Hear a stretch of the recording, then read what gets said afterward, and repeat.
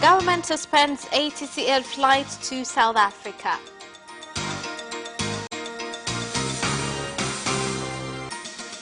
Government tables miscellaneous amendment bill.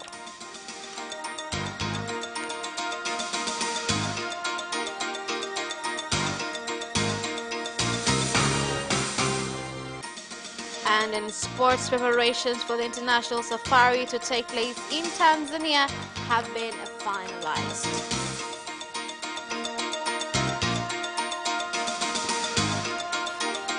Good evening, this is Capital News at 9:30. My name is Khadija Zimbwe. First, the national news. The government has suspended ATCL flights to South Africa while it holds talks with the government of South Africa following ongoing violence in the country. The statement was made in Dar es Salaam by the Minister of Works, Transport and Communication, Isaac Kamwelwe, when closing the consultative meeting for stakeholders in the construction sector. Nimewaambia Watanzania kwamba mimi kama waziri, as the minister responsible in transportation, I hesitate taking our plane to South Africa, especially regarding on what is going on there, until when we agree with the government of South Africa and Tanzania on security matters. Lawyers, the Ministry of Foreign Affairs, are still working on that matter. Once everything is clear, then routes shall resume. The General Secretary will form a special committee who will find out means on how they will make these matters clear. By doing so, it will reduce liability to contractors, but as the government will make it as a law which must be fulfilled without any complaints. Wanaendelea kufanyia kazi. Tutakapokamilisha basi nitaruhusu tuendelee. The government has tabled the miscellaneous laws amendment bill, among which include government's recommendations to give it more capacity to nationalize assets gained through criminal means. The bill was tabled by the Attorney General Dr. Adelaris Kilagi in the National Assembly in Parliament. There are amendments on assets that can be confiscated. These amendments are aiming at allowing the court to give a period of time in submitting requests of confiscation of money and assets attained from criminal activities. Lawyer, government official and law officers, who are all public servants, should be paid professional allowances and improve their working conditions in order to increase performance and manage to fulfill their family demands.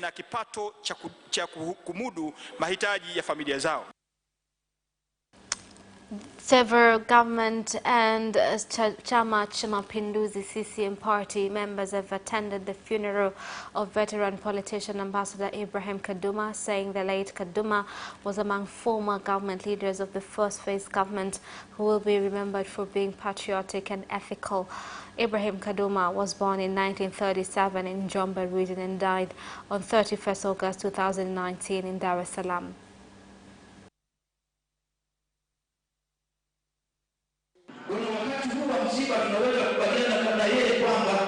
During this funeral time, we say he comes back for testimony.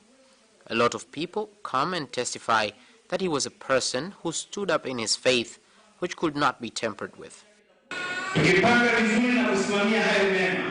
If we go ahead and supervise the right things, our nation will remain safe.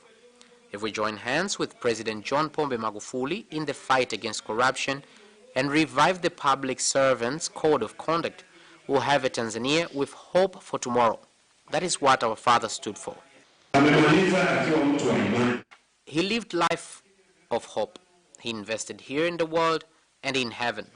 I would like to repeat, the boundaries drawn by dominions and ethnicity will break us apart. I painfully say this. The customs of our nation are deteriorating. May his soul rest in peace. Amen. Now, moving on, 1,913 Form 6 leavers have completed a national service training at Matukupora camp in the Dodoma region. The call to them to be patriotic and refrain from engaging in criminal activities which can be a threat to national security.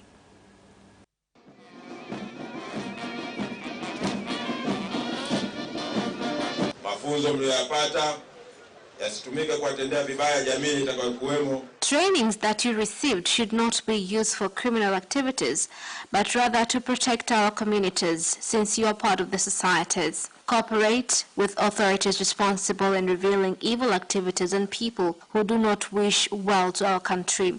Consider taking care of your health.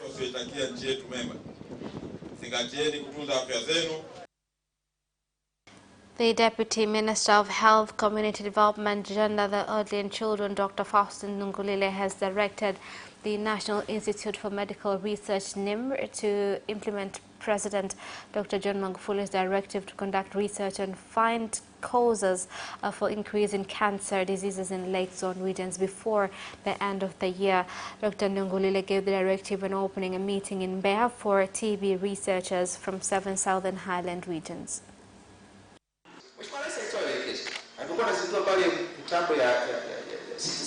Honorable President gave directives in Mwanza where he asked why in the Zone Lake region there are high levels of cancer, but research are still ongoing. And I need that research to be complete before the end of this year. Collect data from Ocean Road and Buganda Hospital. We have been revealing a lot of things from the research that we have been doing due to our direct connection with our societies. However, regional hospitals and districts collect data every day. The question is, where are the statistics taken to, and what motives do they have? But the truth is, many of these data just remain in books and computers with nobody bothering to work on. Sasa swali la kujiuliza, hizi takwimu zinaenda wapi? Zinafanywa kazi gani? Ukweli ni kwamba hizi takwimu zinakaa kwenye madaftari. Mtwara, Mikindani Municipal and Mtwara region have closed more than 50 shops at the new bus station for up-country buses after failing to pay taxes. The director of Mtwara Mikindani Municipal, Colonel Manuel Maigobeko, said despite the shops being built by the entrepreneurs, they still have to pay taxes.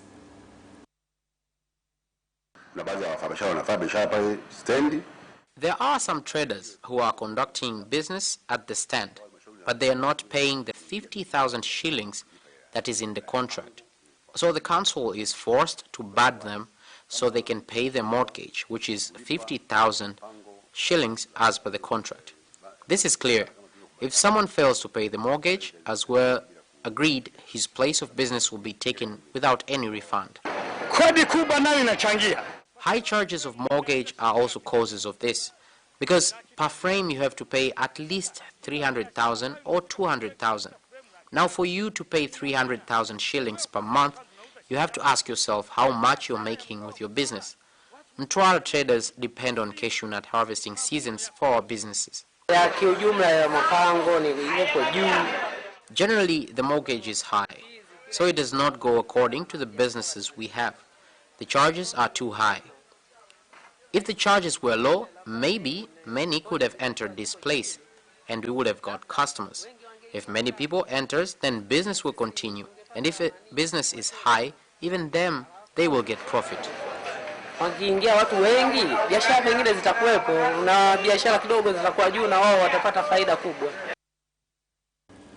Hundreds of residents from Kagera region have attended the funeral of Anisia Bernates, one of the conjoined twins who were separated at Saudi Arabia hospital, who died a few days after returning to the country. The funeral was led by the District Commissioner of Miseni, Colonel Dennis Mwila, and also attended by the surgeon from Muhimbili National Hospital, Dr. Zaitun Muhammad Buhal.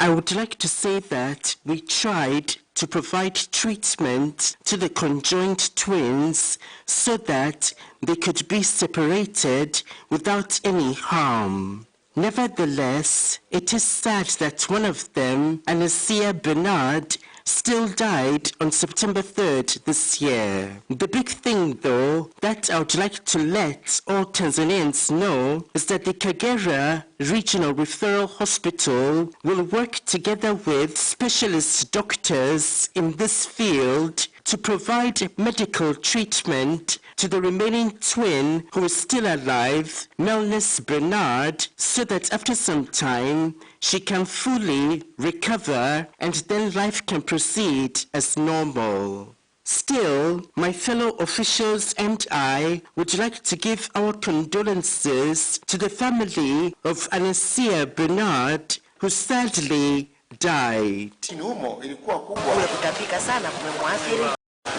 I would like to say that we tried to provide treatment to the conjoined twins so that they could be separated without any harm. Nevertheless, it is sad that one of them, Anasia Bernard, still died on September 3rd this year. The big thing, though, that I would like to let all Tanzanians know is that the Kagera Regional Referral Hospital will work together with specialist doctors in this field to provide medical treatment to the remaining twin who is still alive, Melnis Bernard, so that after some time she can fully recover and then life can proceed as normal.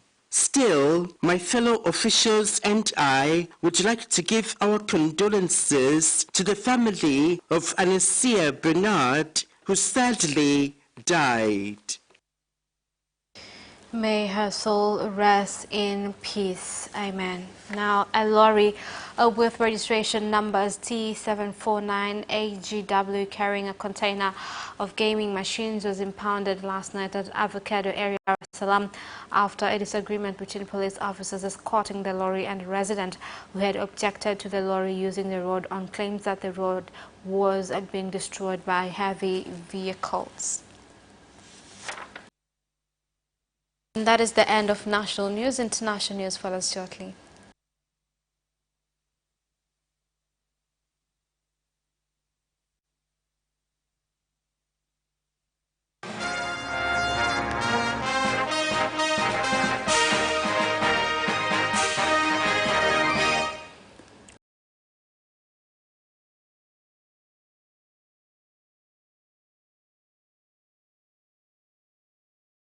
Against South African businesses in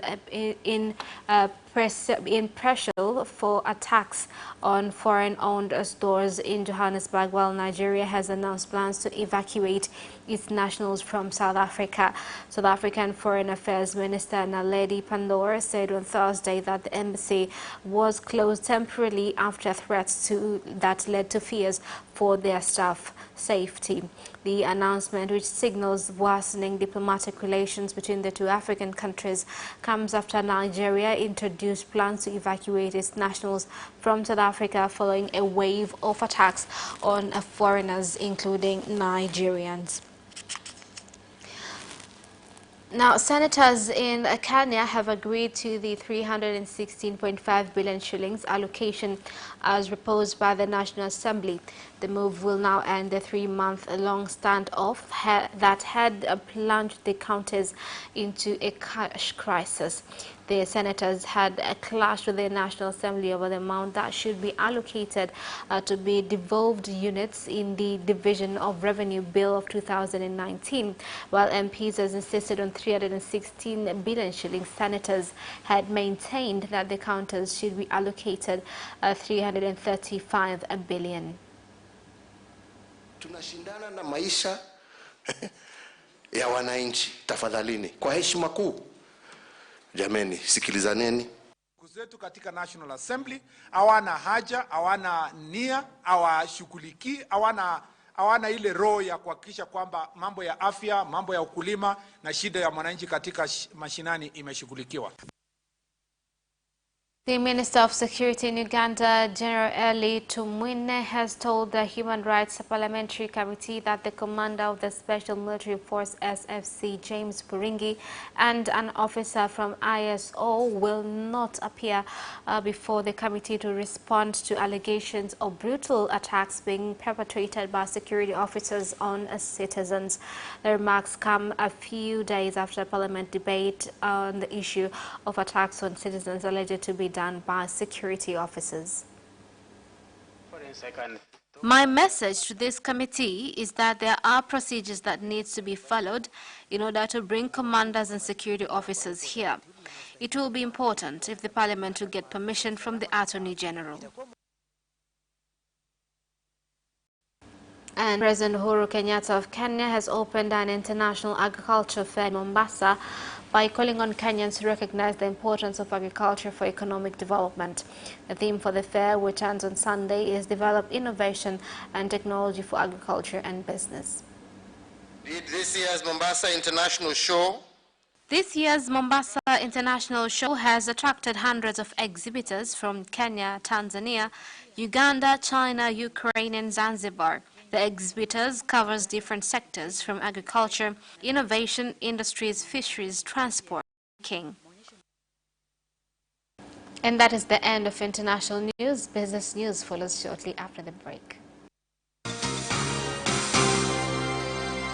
Watch Business Edition as we talk to business leaders and experts in sectors that are transforming Tanzania's economy. To be rich, I have to be a business person. It's not an easy road at all. People need to understand.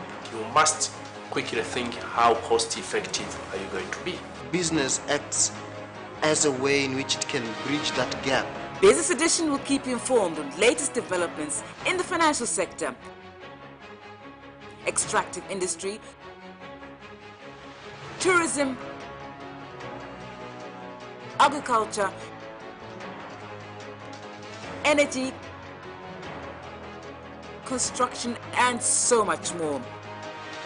Meet entrepreneurs who create employment opportunities.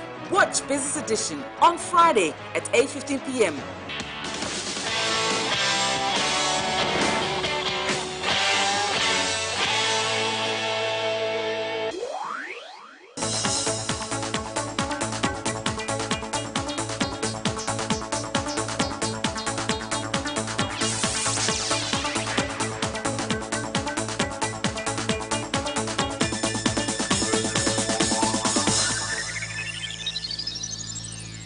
Welcome back, and in business news.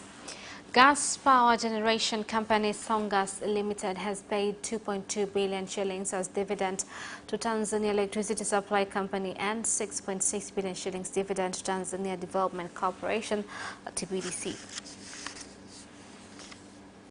I'd also like to add that Songas is keen to support Tanzania's industrialization efforts by expanding the Ubungo power plant from the current 180 megawatts to approximately 250 megawatts, and this will help meet the country's growing demand for energy. And finally, I would like to congratulate the government through its entities TPDC and TANESCO on the success of our long-standing partnership to provide reliable and affordable electricity.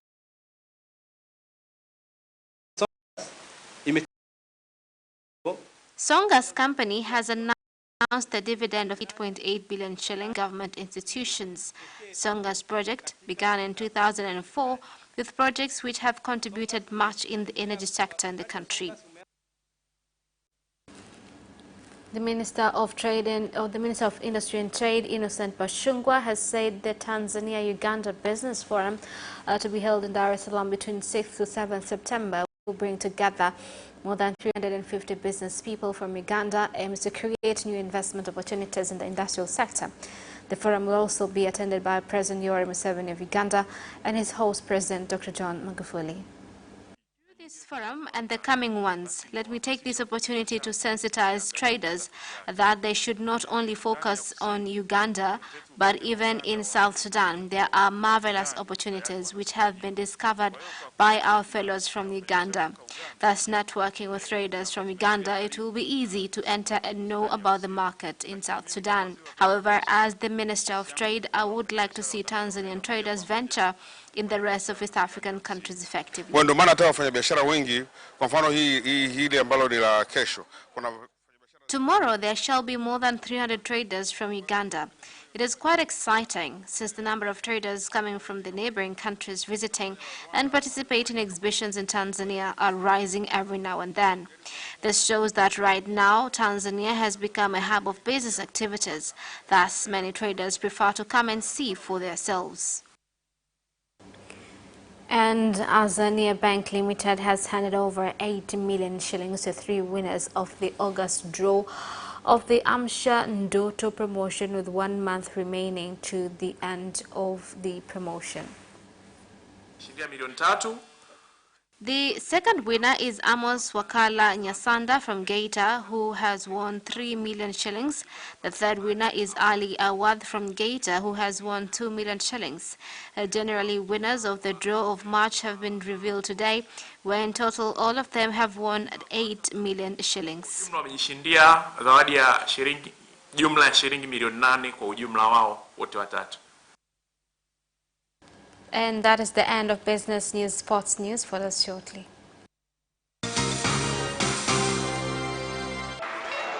Away first time, good start from Bolt. Bolt leading a moment and going away. Gay trying to go with him, and he's going to be dragged through the second place, but he's going to win it by 2 meters. Away first time, good start from Bolt. Bolt leading a moment and going away.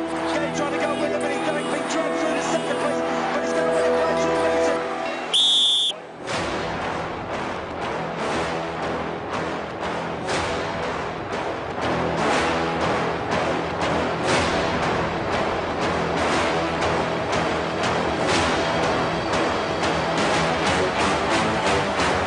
Opposition, Joaquinho, he did lose and left.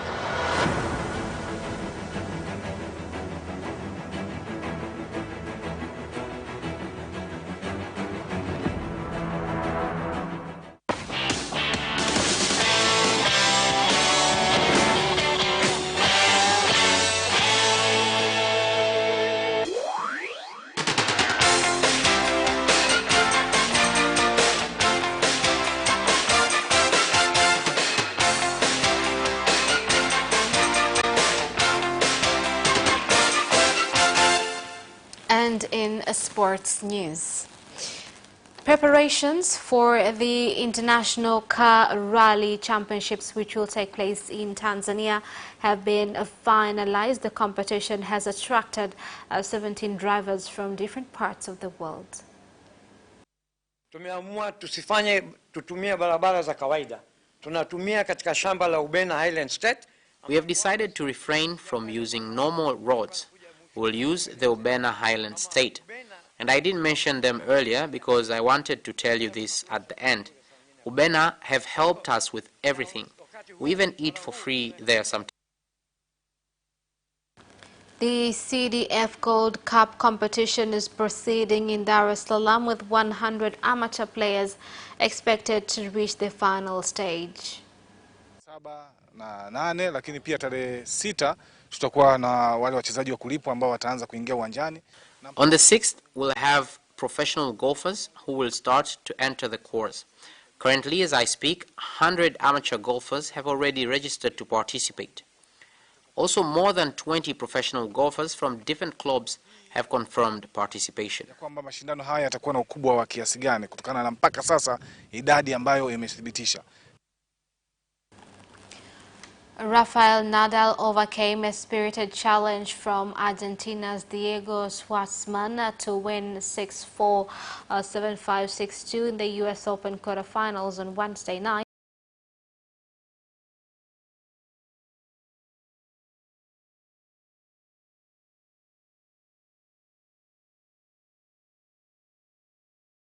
Move within 1. Here's the report. Seeded Spaniard squandered double break leads in the first and second sets, but recovered to win each of them with exquisite shot making and his trademark steal before closing out the match after 2 hours and 47 minutes. When he's under confidence, he's very difficult to stop, Nadal said after reaching the semi-finals of a major tournament for the 33rd time. Nadal led 4-love in the opener before an abruptly wayward forehand enabled the 5'7" Argentine to level at 4-all, prompting chants of "Ole, ole, ole" from the rollicking late-night crowd in Queens. Andy Ruiz Jr. has warned Anthony Joshua he will be faster learner and much better prepared for their controversial rematch in Saudi Arabia in December, and he does not intend for his 15 minutes of fame since winning the world heavyweight title to come to an end. Here's more. Joshua in June to claim the WBA, IBF and WBO titles and has since bought himself a new house and a Rolls Royce. But the 29-year-old Mexican insists that the hunger still burns inside him and that is intent on proving everyone wrong for a second time.